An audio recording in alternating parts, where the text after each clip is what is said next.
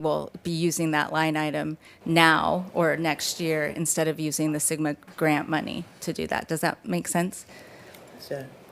So we can essentially offset it in the short term, but after that 27, 28, then it will be all on the ratepayers after that point. After we have that little buffer for a period of time. Right. But, okay. If we continue to maintain them, again, kind Right. of what he was saying before, we could put them on and then decide we're not committed to paying those costs. We could essentially leave them. I don't think that's the smart, if we have them there, we'd want to maintain them, but Exactly. I think that's kind of, if we build out the infrastructure, I think the inclination would be to maintain it going forward. And so I think it's just a little bit of a sticker shock once I saw kind of what we were looking at.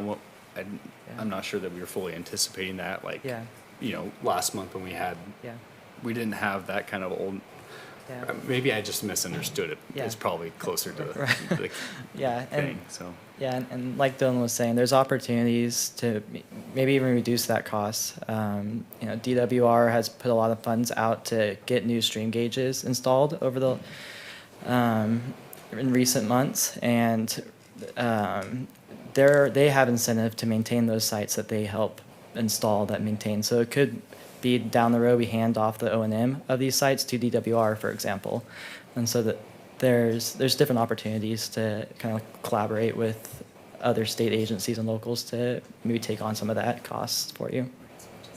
Okay. I don't mean to be the only one talking, I'm sorry. That's good. I think I do see a little of a disconnect, but we're going to use the grant money to install them, so that isn't on the ratepayer. Right. And the operations and maintenance, if you prove an area has plenty of water and there's no need to monitor it, we're having no problems, it's very good. Why would we could drop that one or shift it to the state or whatever. Yeah. But that's good diligence. I'm glad you brought it up. Can we proceed with his presentation now? I'm sorry, please, yeah. You don't have to be sorry. Yeah. You're contributing very well. Thank you. Yeah. I was going to kind of defer to you on what I present during this part of the discussion. I can go through the slides if you guys are wanting kind of a refresher on what I talked about last month. I'd like to have a refresher because Okay. I as well. I wasn't able to attend the last board meeting. Yeah, absolutely. This is it, right, Brian? Yeah, this is it. Let's go ahead and go through. So the objectives of the Enhanced Monitoring Network is to address data gaps identified in the Wyandotte Creek GSP and DWR's determination letter. We are going to be monitoring all beneficial uses and users of groundwater, and that includes interconnected surface waters, ISWs, groundwater-dependent ecosystems, GDEs, domestic well owners, and agricultural users. There's available funding to drill a minimum of 15 shallow wells, 3 multi-completion wells, and install a minimum of 5 stream gauges. We're also equipped 10 domestic wells with monitoring equipment. So next slide here. Yeah, so this is a map of the existing monitoring network across Wyandotte Creek Subbasin. There's 13 wells. So there's not very many wells within the existing network, but we're going to fix that. And so the problem with this network is it does not differentiate between the shallow or the upper aquifer and the deep aquifer. The shallow is where the GDEs and the interconnected surface waters rely on, and the deep aquifer is where all the groundwater pumping occurs. And so we want to understand how is the deep and the low aquifers connected, and then is that groundwater pumping impacting the upper aquifer zone. And so our proposal is to develop 2 monitoring networks, one for the upper layer and then one for the lower layer, so we can start to make some of these determinations. Next slide, please. So we partnered with Dr. Green at CSU Chico, and he classified your wells as part of your existing network as either shallow or deep, and he used DWR's AEM surveys, which is basically mapping the geology, the aquifer geology using the airborne electromagnetic surveys. And so this is just a cross section of the aquifer within the Wyandotte Creek subbasin. In the upper part, you have the Laguna Formation, and the lower layer is the Ione Formation. So next slide, please. So this is this map shows the proposed shallow monitoring network. Of the 13 wells that are part of Wyandotte Creek's existing network, 8 of them are shallow, so they're screened up in the upper layer. And so this map that you see here, it shows interconnected surface waters, and so those are the green, yellow, and blue dots on the lines on the map. And so the blue are gaining, meaning water is moving from the aquifer into the stream. The yellow streams are losing, so water is moving from the stream to the aquifer, and then the green streams are mixed, so water transitions. It can become gaining and losing depending on the time of year and where groundwater levels are at. And then groundwater-dependent ecosystems are defined, are shown on the map in the green shaded areas. Those are from a coverage that the state released to help GSAs assess the impacts to those groundwater-dependent ecosystems. And so our goal with the upper monitoring network is to monitor around these areas of interconnected surface waters and GDEs. And so we have budget to install 15 new shallow wells across the subbasin. Those are the blue circles on the map. Each one of those blue circles will have a new shallow well installed in it. And we'll try to focus and place those wells within, say, 1,000 feet of the stream, so we know what's going on underneath and near the stream. We have budget to install 3 multi-completion wells. Those are shown in the pink polygons on the map. There's one near Oroville, one on the west side of the subbasin along the Feather River, and then one kind of in the central southern portion of the subbasin. Yes, right there. And then we also have 5 stream gauges located across the subbasin, and this is to support assessing ISWs and GDEs for implementing groundwater recharge projects, and then just improving water budgets in the Butte Basin groundwater model. Excuse me, what was the pink? The pink are multi-completion wells, and so there will be 3 casings at each of those wells. One casing will monitor the upper zone, another casing will monitor the lower zone, and then one will be kind of a combined water level reflective of water levels in both the upper and lower zones. Yeah. Thank you. You're welcome. Next slide, please. Which streams are being targeted, and how many streams are there? Yeah, so we have 5 gauges. On the map, the proposed stream gauges are the red dots on the map. So we have one along Wilson Creek. That was placed there to support a potential recharge project. There's one along Wyandotte Creek, and then and a couple along Wyman Ravine. Yeah.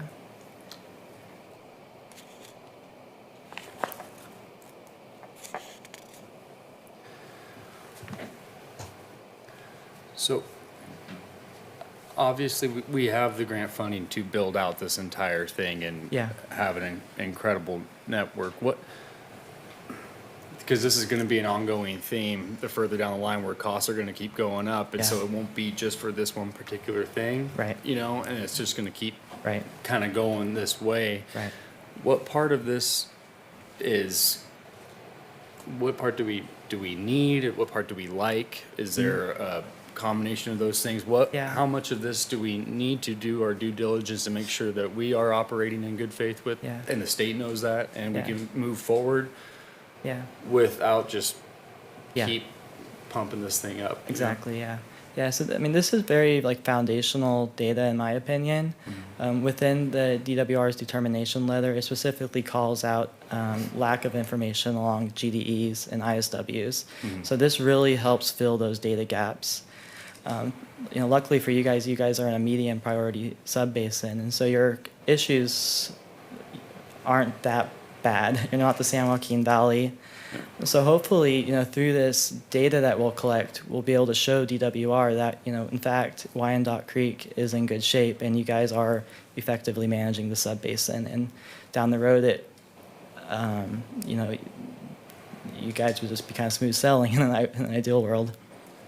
I think that is kind of my concern, is that we are in pretty good shape as far as things go. And so Yeah.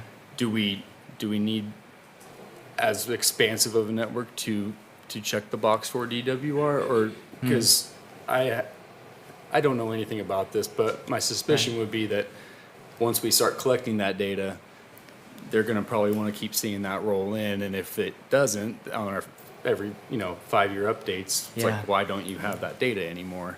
Right. It would be my suspicion, but I'm sure I'm wrong about Yeah, that. I but- mean, your comment earlier where you invest in this monitoring network now, you probably need to maintain it moving forward. I don't see you Right. being able to backtrack on that, Okay, yeah. in my opinion.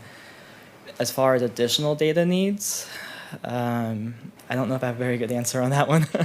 That's a tough question. But this type of system's being implemented in other sub-basins, and so you guys aren't alone on your approach. And DWR has been they've been very supportive of these types of networks. I'm wondering if maybe we could ask Christina Buck to come and speak on this for a moment.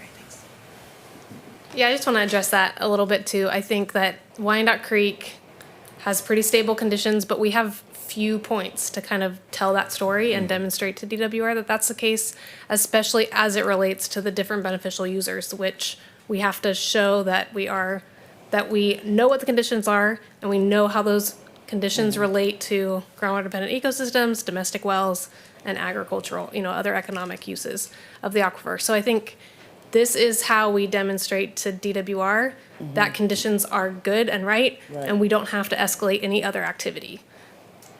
So that's really, I think this is a good network to be able to do that. I don't see a need to go beyond this, into the future. Is there a point before this where we can, instead of, That less could be acceptable. well, just because our operating budget's been about 200,000, and this one line item is going to add additional 60 at Yeah. least. Yeah. So I'm a visual learner. Hard. So what I hear you saying with the additions, right now we have a Subaru, but if we had a Lexus, this, right, proposal,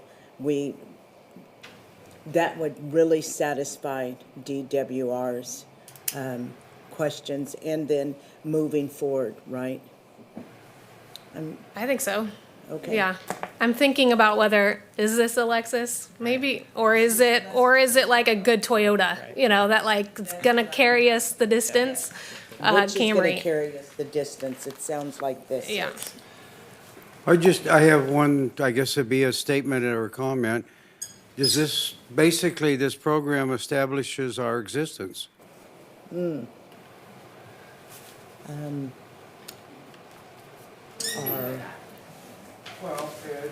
Like forevermore, you will be an entity because of this. Well, this is showing that, this establishes why we're in existence, why we're a groundwater sustainability agency, because we're monitoring the groundwater. Yeah. I think So it yeah. establishes our existence, our reason for being here. Just a comment, but It puts us on the map. yes. We have a footprint, and yes. Oh, we have a seat at the table. Okay. Okay. I think there's a lot of conjecture here, because we don't know exactly how much we can obtain through grants going forward. We just know it right now. I look at it this way. What if we just call it a room, it's dark. What, are you talking about sustainability? No, I'm talking about these wells. Look, you're in a room, it's all dark, and you got a couple lights on. Let's call it the 3 wells that exist. We're going to brighten up the room and look and see what we got. And if it's really bright, maybe we can dim the lights. Let's look at it that way. Okay. Maybe. but probably not. And then we don't know what we can obtain from the government going forward yet. Right. Their program, their idea, it's good to have Daley here because he's like the guy to remind us somebody's paying for it all the time, which I get it. That, I do, I mean, it's just that, you know, we do have a responsibility to monitor this thing and make sure we're trending in the right direction and build this out to fill those data gaps, but we also have a fiduciary responsibility too, and it just seems like we're kind of blowing it out of the water. Can I add one more Yes. thought? So I was just thinking about, Mr. Connolly, you expressed concern about actually being able to find landowners where we could drill in these areas. I mean, one way to think about this maybe is that this is the Lexus or Cadillac monitoring network, and we do our best to put in most, if not all of these wells. We might not get there.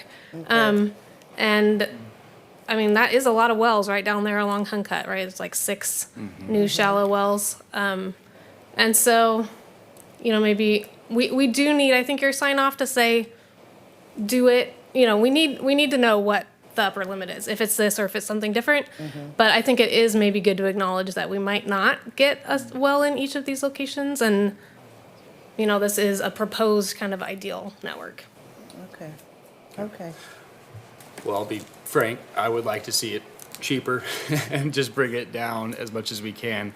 And, I mean, if it doesn't happen now or something, but going forward, I think it's something that I'll kind of keep kind of pushing on to make sure that we back this thing off, just because this will continue to keep happening. It's gonna, if it's not this one, it'll be another thing, and then pretty soon we've gotten so far down the road that it just is, Yeah. we're never gonna be able to drop rates on the ratepayers here, so. I do just want to make one statement here is I think when we're talking about a lot of these prices, we're talking about not like, because we kind of had a similar analogy with the car. It's like, this is what we plan for in case anything, you know, like this could go wrong, this could go wrong, this Right. could go wrong. But when and believe me, no one wants to hear I'm the government, trust me on those. But obviously as a board, you give us direction to always try and be as cost effective as possible. How do we use our dollars the best? And I think we've tried really hard to continue to do that. But part of it is if we see these big numbers that are the possibility, and we think of them as this is going to be it, then our numbers are always going to be so low that, like, even when we're compromised, you know, like we're taking our wiggle room away. And I think that's Well, something sure. that's difficult to kind of, because it's still hard. I get it. I don't want to put Right. that's a fair assumption. It's just if we keep going down to like, this is the number that's the lowest, that's the top number we can do. And so I think where we come back to it is when we do the annual budgets, we look at it more closely and we say, why does this line item need to be what we put it at?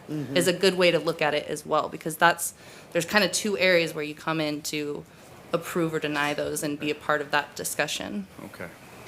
It's just, Move on a little Yeah. bit, Okay, if we could. sounds good. Next slide, Cami, thank you. I think I covered that one. Okay, so next, the domestic well survey and monitoring plan. So there's funding to install and equip 10 domestic wells with continuous monitoring. The map on the right shows parcels that have domestic wells. So each green dot on the map is a parcel with a domestic well. And this is based on the county land use assessor's use code. It identifies residential parcels. The excluded parcels within a public water supplier's service areas, thinking they have access to that surface water or groundwater. And so we've, on this map, it shows red circles. These are priority areas. These are the areas with the highest density of domestic wells. This is where we will focus our monitoring. So we'll reach out to domestic well owners in these areas, get them to volunteer their wells so we can install our continuous sensors on them and measure groundwater levels over time. We've done some preliminary outreach to domestic well owners, and some have come forward to volunteer their wells. Those wells are shown on the map. They're the purple dots on the map. So this map just and this slide just kind of outlines our approach for this domestic well monitoring program, how we will select the monitoring wells moving forward. Like I said, there's 10 wells, so we'll be looking to engage with additional wells owners to bring them into this program. And over the next few months, we'll try to get sensors installed and start collecting that information.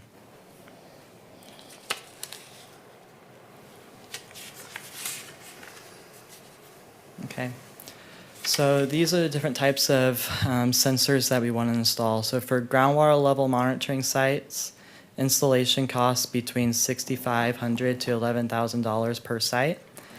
That varies on many different factors. 6,500 is on the lower end. That would be for a domestic well, for example. We would utilize a sensor that's shown in the upper right, upper photo. It's the Eno Scientific sensor. It's a non-contact sensor, so we don't have to lower anything down the well casing, potentially risking contaminating the well water or damaging the pump that's lowered there. And then on the upper end, the $11,000 per site, that would be for like a multi-completion well that has 3 casings. We would need to have a sensor for each casing, which would increase the cost to about that $11,000 mark. For ongoing O&M, it will range from about $1,000 to $2,500 per site. Again, that's based on if it's a single casing, it's a multi-completion well. Some years it may be less if you're just going out and replacing batteries or cleaning solar panels. Other years it could be more if you have to replace a sensor or a data logger. But between $1,000 and $2,500 is a good average. For the stream flow gauges, installation cost is up to $35,000 per site. This includes the equipment to install in the field. That can roughly be between $50,000 to $20,000, and then the remainder would be to go out and collect manual stream gauge readings. What would be needed is a stage discharge curve. So at this water level in the stream, your flow is this. So we would correlate water level to the flow down the stream. For ongoing O&M of those sites, it's between $4,000 to $8,000 per site. It depends on how big the stream is. Is it easy to measure? Is it harder to measure? You do want to go out at least once a year to check the accuracy of the site.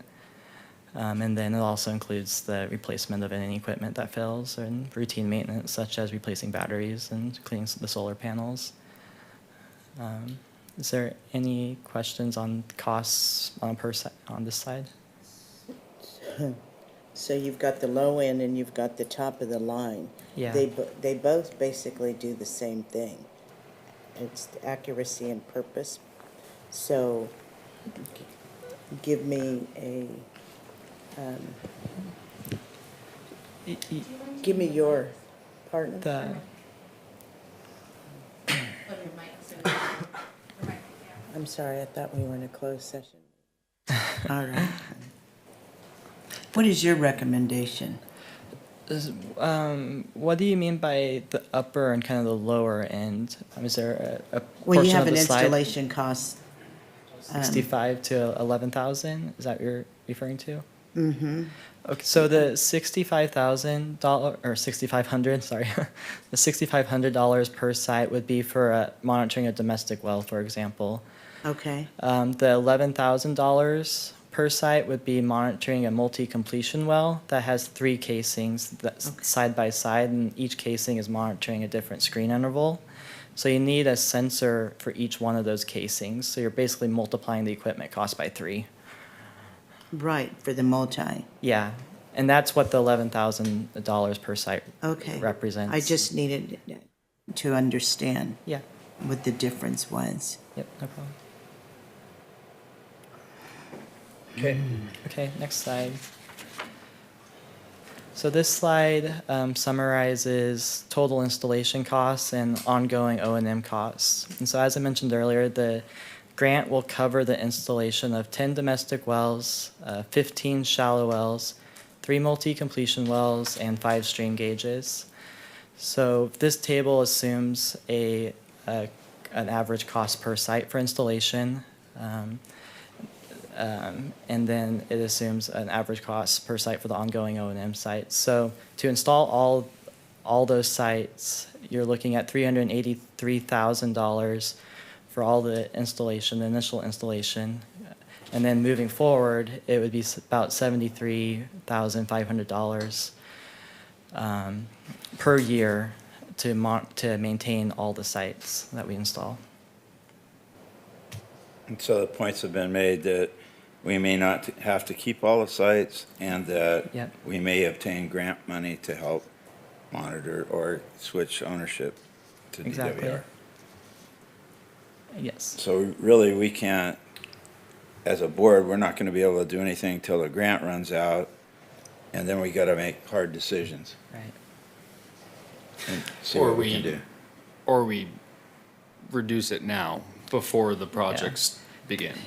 But Or that- I'm afraid I'm more on the side of getting as much data to prove that we're good before, what if we don't get enough data and they come back and say, okay, now Yeah. on your own buck, go put another well in? Yeah. That's what I'm thinking. Yeah, I definitely understand that. I just. I've got you to make our- sure we're cheap. Our Yeah. operating, Ooh. That's a good thing. Yeah. sorry. I'm messing with you. I'm a dog with a bone, I know it, and it's just, Yeah. total operating budget's 200,000, here's an additional 73 in one line item, and that's Yeah. just kinda hard for me to get my mind around, is all, so. Yeah. It's potential, though. Yep. You're gonna be here to make sure absolutely everything we can do to stop it. Well, it keeps getting more expensive, and it hasn't gone backwards, it's only gone up. It's kind of like groceries, huh? That's exactly right. Want to get started on groceries, that's not on the agenda. Any other questions by any other board members? Proceed. Yes.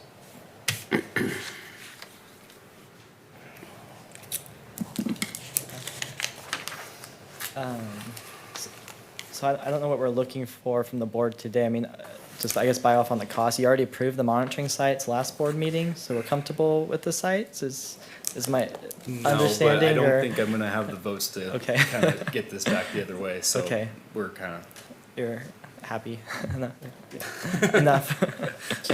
So I guess, okay, so let me help you a little bit. The hard question is, could we reduce the sites and appease ourselves and the state that our science is adequate enough I mean, to prove current conditions? That's the question, right? I mean, if we say we did half the sites, can we say we believe that this is good enough, that we know our science is complete enough, and/or will the state accept that? So that's probably for Christina. Huh? yeah, I would defer to her. Yeah, I mean, I don't really know how to answer that either. How much is enough? That's challenging. We think that this is a strong, adequate monitoring network, for now and into the future. Is it too much? I don't know. So I the don't think gamble so. is, if we don't do it, from your I think that's a perspective, gamble. let's say we do less, and the state says, now we don't have enough, and we don't have We a come grant. back to, That's the gamble, then we would be back to the ratepayers. Yeah. So, do you understand that? Do you So- agree, or kind of agree with that this might be the minimum? so right now, do we have enough they're talking, they're having a sidebar. Right now, what we have, can we pass the sniff test? That's the question. With what we currently have Yes. out there in the world? No. Okay, When we first started, our biggest issue was not enough data. That's Exactly. true. And right, to do our due diligence, I think we need to go forward with this. with this. Because I want to do the job that I'm supposed to be doing, and I'm representing domestic well owners, and I want to make sure that we know what we have in the groundwater, and I don't want to, for lack of another term, I don't want to cheap out on getting the proper data. So I want this. Good opinion. Is there Anyone in the audience that Oh, can? wait. Are we? Are we okay. all done up here talking? I am. I'll take public comment on this matter if anybody from the public like to jump in. So we didn't get, so we did get one comment, into the public comment email, so if anyone else wants to go first, but I do have that one from online. Anybody want to speak? I don't see anybody jumping up, okay. Alrighty. Hold on. Here we go. Please come to the podium, Mr. Sherwood. Sherwood, a member of the WAC committee. I think on a positive note that if South Federal gets their project accomplished, I think we're gonna find that it's gonna really improve the whole groundwater situation. I don't remember how many wells are gonna be eliminated in Palermo with that project, but I think it's gonna have a big effect, so I'm kinda optimistic for what's gonna happen. Latest on that, supposed to break ground April. Break ground on that digging project in myself. April. What was that, public comment?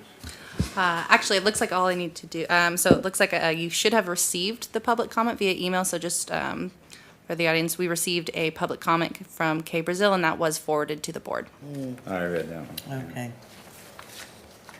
Okay, so there's nothing to vote on, right? This is just for our information. Unless you want to change the vote from last time. Save us the time. We good? All right. Thank you. I think we're.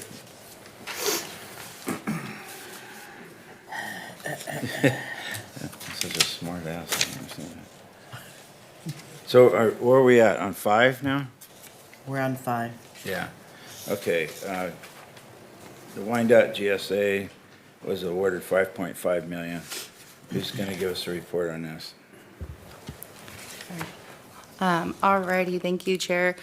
So at the last board meeting, the board received a presentation about the consideration of the Sigma grant budget amendment. The board requested additional details regarding the proposed reallocation of Component 5 funds under the Sigma grant.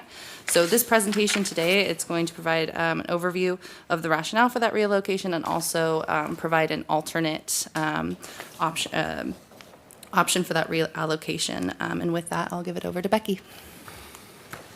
Fairbanks. And I think our discussion was, we don't want to just pay for plans for projects that may or may not get implemented. We want to see maybe some way to save the ratepayers going forward, and/or grants for projects that would, plans for projects that could be implemented. I think that's a pretty good recap. All right. Thank you. So we definitely heard and concerns, and we sat down as a department together and kind of reassessed our original proposal. So what you're going to hear today is a slightly different proposal. And then there is a page in your agenda packet that kind of has an all-in-one sheet that might be a little bit easier for like following along. It shows like the current budget, and then it shows on the right the proposed budget, but the column in the middle kind of shows how it's broken up, like if it's for GSA staff, if it's for a consultant, or like what a specific task is. And so the highlighted, like that light peach color, that's what our proposed, that's what the proposal is. Do you want to go to, if you want to go, yeah, one more. Thank you. Okay, so I'm going to start with the money that we want to move to component 2, which is our data gap project. There's a few tasks in there that I'm going to talk about. So one, it's task 9, and currently this is to do a draft or like a public viewpoint, a draft of the 5-year periodic evaluation. We're proposing to move $50,000 to this task, and that will actually help us to do a final version. So the final version is due to DWR in 2027. With this $50,000 of the grant money, we can actually finish the final version by March 2026, and that would like reduce future spending of the GSA. So there's another task in the same project, same slide. Sorry, yeah, thank you though. So groundwater dependent ecosystems, Ryan kind of touched on this in his previous report. So the GDE biological field survey, we're requesting to move $100,000 to this task. And it was in the PMAs, like we don't have enough data here. With the $100,000, we can actually do what's called an isotope analysis. And there's a lot of benefits to doing this. We can potentially, the isotope analysis helps us like track the water source. such as our plants getting their water from rain or streams or from the groundwater. The isotope analysis helps us map how the water flows through the ecosystem. It shows us plants are getting their water from the shallow soil moisture level, or if it's from the deeper groundwater. And then this analysis, it also helps support sustainability. It tells how quickly the groundwater refills and if we're like overdrafting. Okay, next. Thank you. So one more task in this like same data gap project is the outreach task. And we're proposing to reallocate, it's about $123,000. Most of this would go to GSA staff time. About $10,000 would go to helping our consultants. We recognize that outreach is the bridge between our work and the communities that we serve. It amplifies our efforts, fosters community trust, and ensures meaningful public participation in our projects. And so even though outreach is technically under this project, because it's for data gap identification and data improvement, that actually lets us do outreach for like the subbasin as a whole or all of our different grant-funded projects. So with the increased funding, we actually would be able to reach more people, try and get more diverse people to participate and like hear from them, and then just kind of add to our projects and then just what we're doing for the subbasin. Okay, so component 3, this is our Sigma compliance and interbasin coordination project. There's a few different tasks or like mini projects in here that I'm going to discuss. So one is the fee study. We're paying attention to what the Wyandotte GSA is doing and didn't know if you would be interested in like moving $100,000 over to potentially doing a new fee study. You want to go to the next? Thank you. So in the same project, the Sigma compliance and interbasin coordination, another task that we would like to add money to is our groundwater modeling task. So currently the budget and scope is to update our current local Butte Basin groundwater model, the BBGM. With about $25,000, we could have the potential to analyze and do a cost-benefit analysis. Is it time to rather than updating our local groundwater model, should we go to the state's regional groundwater model? And that would potentially reduce future costs of like having to keep updating our current local model. We would be using a regional one that other people are using, like, so it'd be other people or resources helping as it comes time to updating the model. And then, so the last task in this project is data management system enhancements, DMS. So the current scope and budget is to create, it's an internal tool right now to help our water scientist, Kelly, to do her work a little bit better, to manage data and store data, and then also to generate hydrographs. This tool is critical for streamlining our internal processes. So however, with additional funding, we can actually take it to the next level. We could create a public facing web tool, interactive web tool, so that people could like technically type in a well and they could see some data about it, like see their own hydrograph on it. And that would be like based on like our website for them. You go to the next slide. Okay, and so the last project that we want to move money to is the Regional Conjunctive Use Project. So now we're just asking to do $350,000. And this is going to go to one specific task, which is the surface water supplies feasibility study. So we're looking at a couple different things here. We're looking at one, working with South Feather and Water, seeing like what the cost would be, what the infrastructure updates would needed to like expand on their conveyance systems to actually divert water to other people in the subbasin. And then our other idea with that is looking at different recharge projects in the subbasin, specifically Palermo and Oroville. And I will say, so back in early November, we had our public meeting for this, and people were really interested in the recharge project in Palermo. So the $350,000, we can progress critical infrastructure updates by achieving the following milestones. We would advance designs, develop 60% design plans and specifications, bringing concepts closer to implementation. We would be doing field assessments, like conducting essential geophysical and topographic surveys to ensure accurate data and informed decisions. There's operational input, incorporate operation and maintenance feedback into the concept design for practicality and efficiency. There'd be more public outreach, engaging with stakeholders in the community to gather input and build support for the project. And then there's the regulatory compliance piece. And this is where we kind of start that CEQA, the environmental information, like what's needed before we can like move on to the final like construction portion. And then one last ask is moving 3,000 to the outreach for this project, and that would be to help LWA in their efforts, who is the current, consultant for this project, because if we move on to doing this bigger portion of work, they would need a little bit more outreach, money in their outreach budget. And Ryan is going to expand a little bit more on this task, and then I'll be back up to do like one final, and we can take questions, and if that's okay?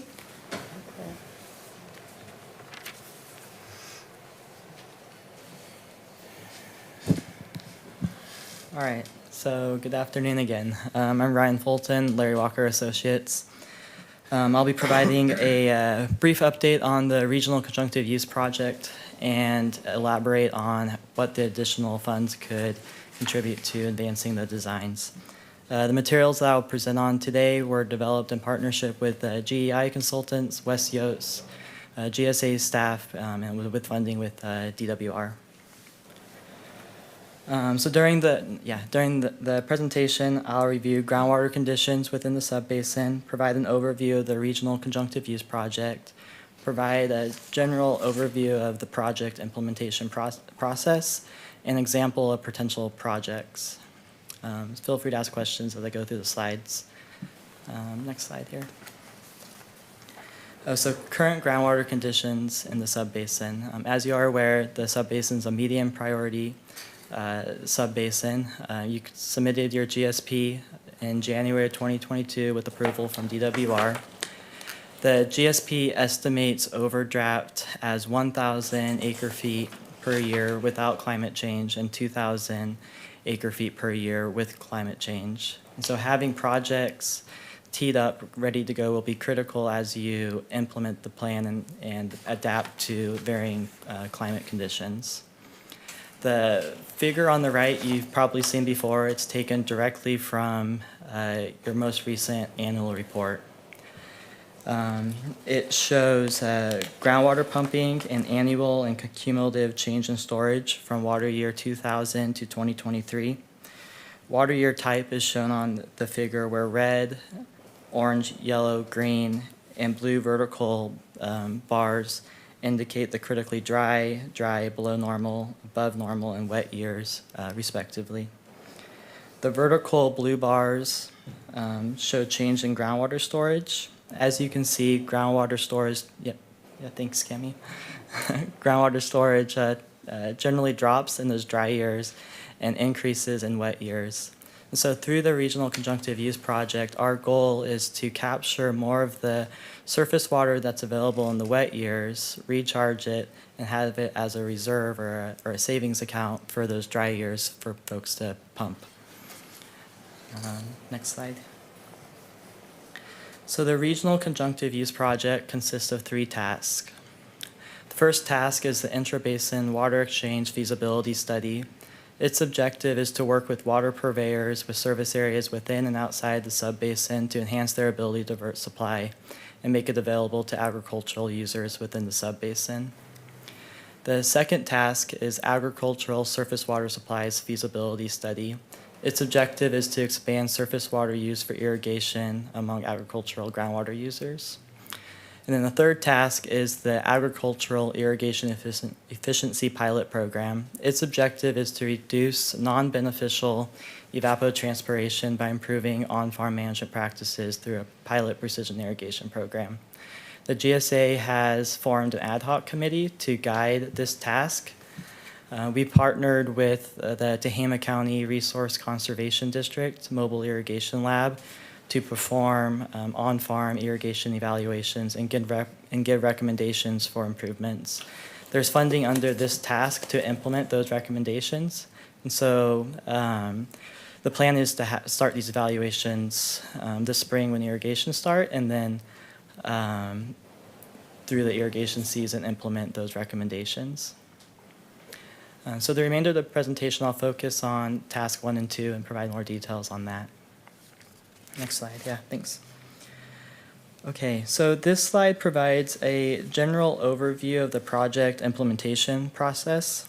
It describes who's involved and what their involvement is in each phase of a project. The boxes down the center of the slide show the different phases of a project implementation, from securing grant funds to developing concept, 30, 60, 90, and final designs and specifications, and through construction and implementation.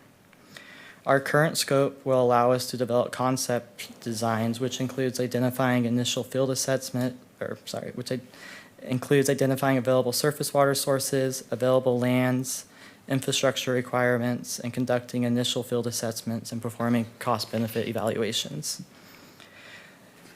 The reallocated budget will allow us to advance the projects from the concept phase down to the 60% designs. And at this phase of the project implementation, designs are advanced enough to initiate the environmental permitting process.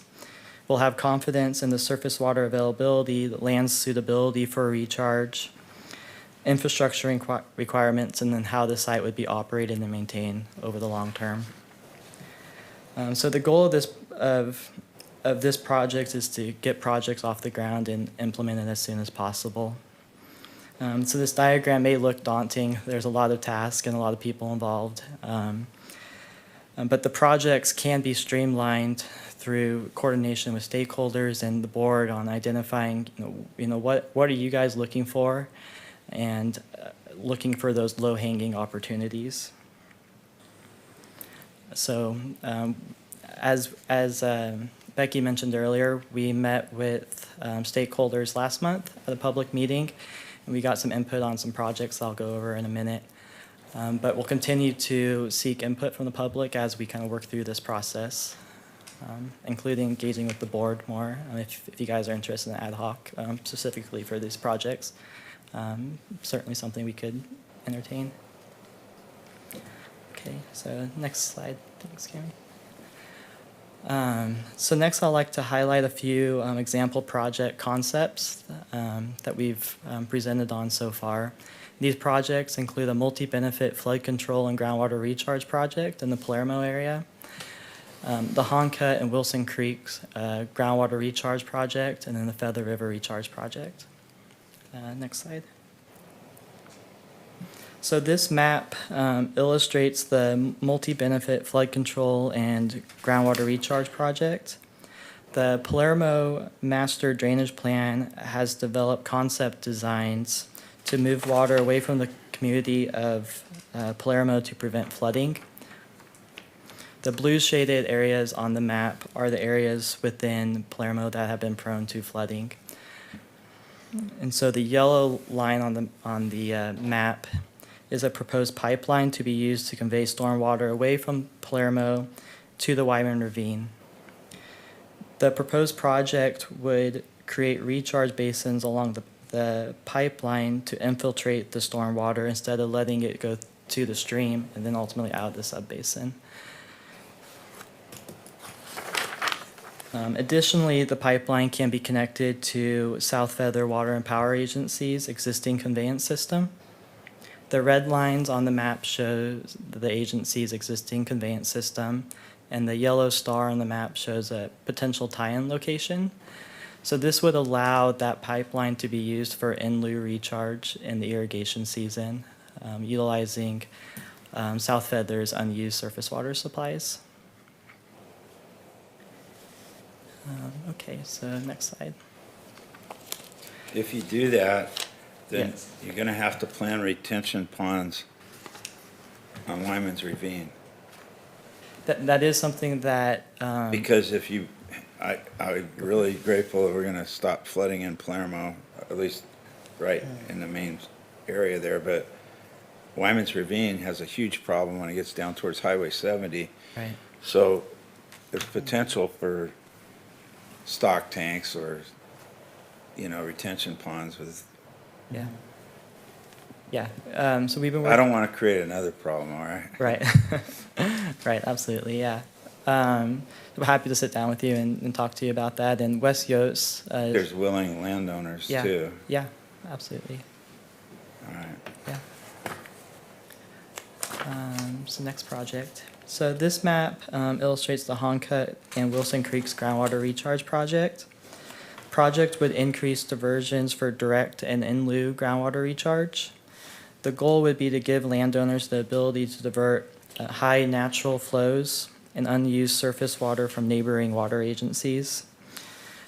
We've talked to South Feather Water and Power Agency about diverting water into Wilson Creek, where Wilson Creek and their Bangor system intersect.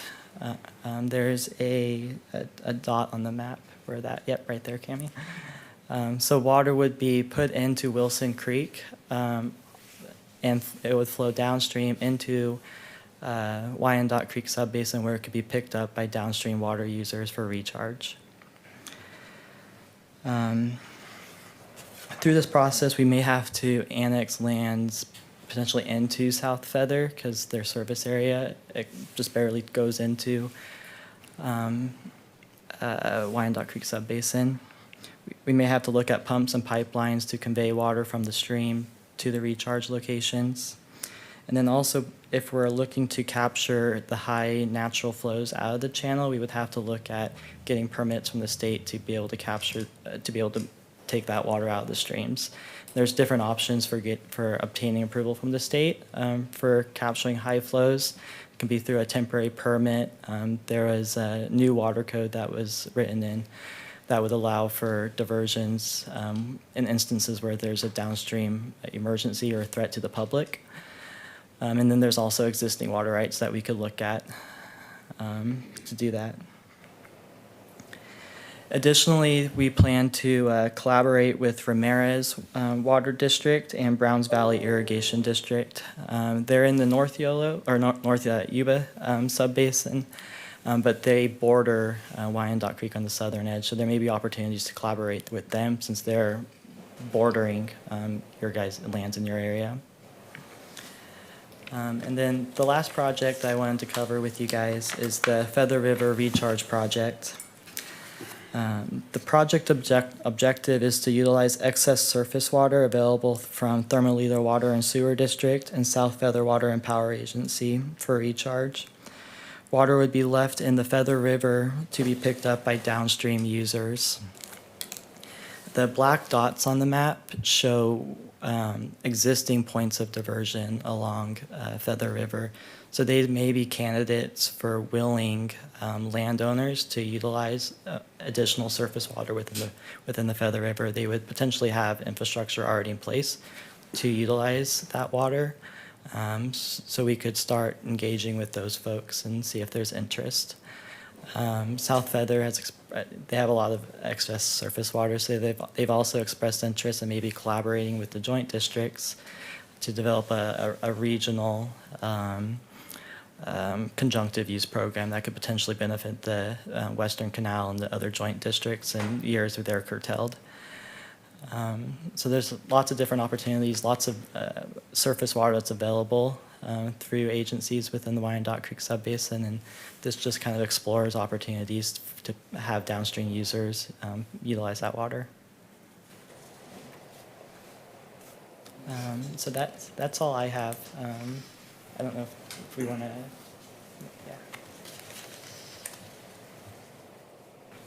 yeah. Yeah, thanks. So here's just a reminder, here's the current budget, but also on that one Excel, it has it all lined up on the same page. If you just want to do the next slide. And this is what we're proposing, how we're proposing to change the, to incorporate the balance that we have left over. So do you want to do the next slide?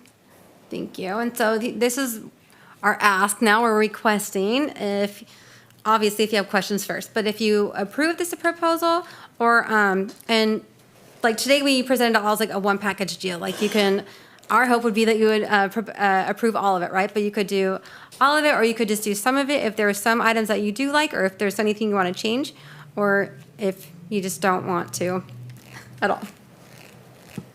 Well, I like the fact that we're taking some of this grant money and making sure we don't have a burden on the ratepayers in the future by transferring it. But my question is, what you're telling us we're transferring it to, is that required by the state to do? I mean, are we going above and beyond what's required by the state, or are we just simply shifting it to the grant to pay for something the state required us to do. Is that clear? That question? Not specifically. So one thing, I'll just talk and then hopefully it'll answer your question. So when we were preparing the grant application, if you recall, there were lots of different components that we put into that grant, and I don't think it was, the total was like $11 million, right, that we applied for, something like that. And so we didn't get the whole grant. So we scaled back on some of the projects and those were funded. But now what we're talking about doing is, because we have that excess funding, because it can't all go to Thermalito now, we're moving it into portions of the projects that weren't funded before. So just expanding some of the existing projects that we had to a greater extent.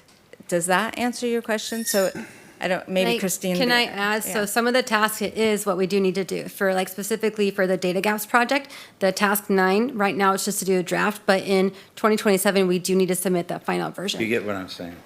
And then the You're GDE, not quite getting what I'm saying. the GDE task, that's answering the data gaps also, right? Well, we had the PMA, the DWR said we don't have enough information about the different groundwater dependent ecosystems in our subbasin. So giving more money to that task, we're definitely going to be answering that question now. So I guess our concern, we don't want to let anything go that we can shift a grant to that's going to put a burden on the ratepayers later. So have we covered our bases pretty much there? Does that make sense to you? Yes, and I think That we are. That we can use this particular grant? Yeah. Because this isn't simple, it's always complicated. Yeah, so that It's a was my- government, they're here to help you, right? That was So- my biggest takeaway from the last meeting, was that concern from everybody here. And so that's what we try to really focus on, like, how can we try and help, like, after 2026, right? Like, how can we not have this big fee on people, or how can we help reduce the cost for future things, like even the modeling task, right? Like, if we kind of take the time right now to see, should we continue to upgrade our local model, or should we actually switch to a regional model that other people are using, that would potentially reduce future costs. Okay. Any other questions by the board members? I do have a question, and you might have addressed it at the last board meeting, which, like I said, I was not able to attend. So, component 3, reallocate 100,000 for a finalized fee study. So I just have 3 real quick questions. And what is the reason? Is it because there's been significant changes in the usage of water and the demands, or are there new regulations? Have there been changes to the existing law that would require adjustments to the fees that have already been calculated? Or are we just looking at inflation? Or is it because of users' feedback in regards to the local economy? So I think our concern is because of what's happening in the Wyandotte GSA. They're having to redo their fee study right now, and the way that it's looking like it's going to go, people in Wyandotte there might be a need to redo the fee. Do you guys want to add more to Yeah, that? I can elaborate to that. So last night we had a Wyandotte GSA meeting. We're currently in the process of another fee study. We are also in litigation with the rangeland folk because they do not want to pay the fee. And so from the current structure that we're looking at, and we talked about last night, the fee could substantially change for rangeland by very much a very big decrease to those rangelands, if not potentially some talk of not charging them at all. And so when looking at that, we're seeing our rangeland folk going to come back here and say, well, look what Vina did. And now we want to consider that. And so what we were thinking with this allocation is, at some point, we might have to do a new fee study anyway. This is just saying, like, well, we have this money here, and we can use this money and get ahead of the game. And I think it's also a good time for us to look at it and see, what are those true costs? We can have those conversations about what that potential budget's going to be. We can have those conversations, but not on our dime, is kind of our process here. So we don't have to do a fee study, but it is something, looking at what Vina's doing. They could potentially have no fee for rangeland. They could have a parcel fee for rangeland. So with that, we were thinking here, we might want to be proactive, at the very least have the conversation if that's something we want to consider and get ahead of the game. So that's why we put it off to the side, because if we're going to have to do a fee study anyway, we might as well use these dollars now. So you can do, I mean, you can do a low end 50,000, up to 150,000 for a fee study. How did you figure out coming in the middle? So Becky, could you answer that a little bit more? I think I just put what was done last time.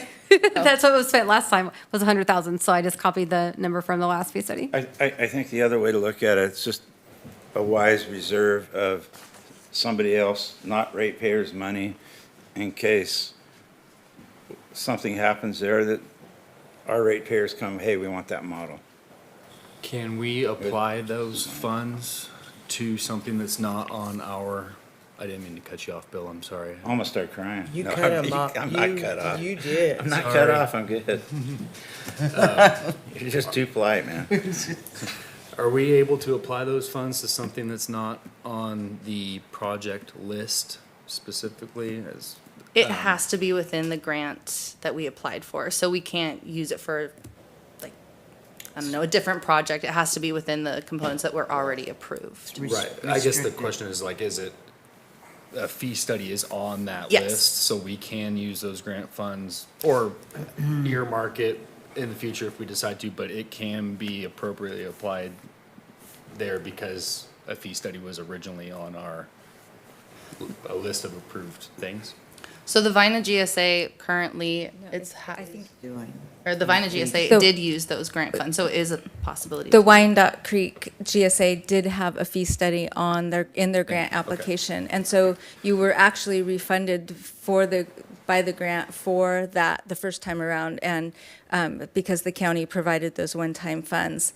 So, yeah, the fee study is still actually on the list. But one thing to consider is that we would have to expend these fee study funds if you wanted to keep it in that line item by the end of the grant period. So it would have to be by March of 2026. So right now, we can hold it in this line item. You can see how Right. things unfold in Vina. You can see if rangeland folks come to you and say, hey, Vina just did XYZ, if it is really, like, let's say, a no fee to rangeland, and then you can reconsider there. I think you all did go through a pretty extensive process, discussion to get to where you are now with the fees, and you might be comfortable saying, we're comfortable with these fees, we don't want to do a new fee study, and you could tell us in 6 months, hey, guys, take that 100,000 and put it back to one of these other things and finish out 90% designs for the conjunctive use project. So you have a little bit of wiggle room, but we would have to expend those funds. So you can Okay. hold it here now and then come back later if everyone seems to be happy with where we're at with the existing fees. And then you do have future budget funds to set aside annually in the future for future fee studies beyond the grant cycle. I like that. That I would like, be my thank you for input. that explanation, right? Just Absolutely. parking lot it there as a line item, and then in the event that we don't need it, then it can be dispersed to something else relevant. So the simple That's answer good. is, yes, Yes, you can use them, and yes, we can change it to something else if we don't use them, Okay. as long as it's named in the grant. right. Thank you. Regarding the outreach component the outreach for component 2, which is $123,000, what is the actual deliverable increase there that requires that much going, when most of our outreach has been in that kind of $10,000 range? What specifically are we thinking requires that kind of money in that specific spot, I guess? Yeah, that's a fair question. We definitely wouldn't even need to, we wouldn't have to spend all that money. So of that, it's 10,000 going to consultants to kind of help continue with the different materials that we need. But then the rest is going to GSA staff time as we continue to have more meetings, public meetings, as we continue to kind of need to reach out to people. if that, So that can actually be fill-in staff time, which then reduces the cost of fee payers also. So we can bill some overtime to this grant task. I see, okay.